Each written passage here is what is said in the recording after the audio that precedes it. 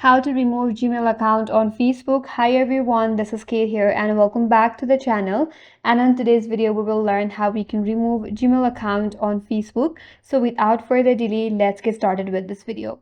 So for that, first of all, you have to launch the Facebook application. And once you're logged in, or make sure that you're signing into your account. So from your home page, navigate to top right, tap on the profile with the three line, then again head over to settings icon. On the settings, tap on the first option or tab that says Meta Account Center. Once you're here, scroll down and under account settings, tap on personal details. Once you're here, tap on the first option that is contact information.